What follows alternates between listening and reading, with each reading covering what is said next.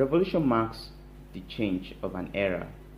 It marks the end of an era. Likewise, it marks the beginning of an era. And revolution is what we pray for Nigeria that we experience now.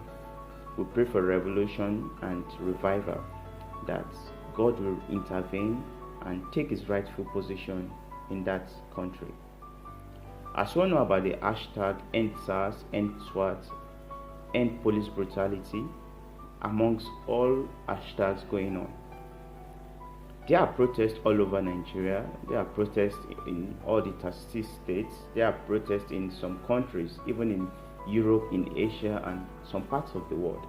But it's very important that we know that this protest is much more of a spiritual matter than a physical thing that it seems to be. Even though there are people all around the streets, there are people all in the states, there are people in different parts of the world protesting to stop this wicked act of the Nigerian police force. But we ought to understand that it is much more spiritual. And at the midst of this all, it melts my heart to see the higher steps of some Nigerian youths in cooperation to do a prayer walk. They are praying all around the streets, committing Nigeria, praying about the government, praying about the situation, praying for a change in the country.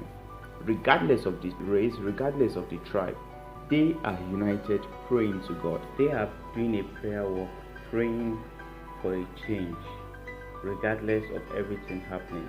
Solution to everything happening is to pray like we've never protested, and to protest like we have never prayed.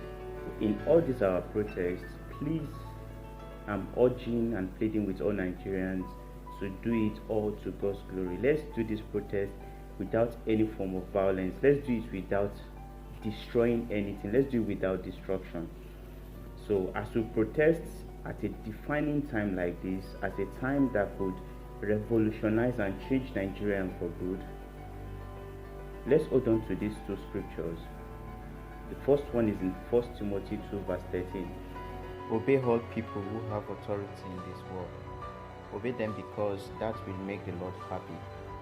Obey the king who rules over everyone. Obey all those officers of the government that the king has chosen to rule over you. And also in 1 Timothy 2 verse 2. Pray this way for kings and all who are in authority, so that we can live peaceful and quiet lives, marked by godliness and dignity. So even though our presidents, the governors, and all politicians have let us down and not held on to the promises they've made, we still need to pray for them, because the hearts of kings, the heart of the president is in God's hand, and he alone can direct them to doing the right thing. So my prayer is that God bless Nigerian youths, God bless Nigerian, and God bless Nigeria.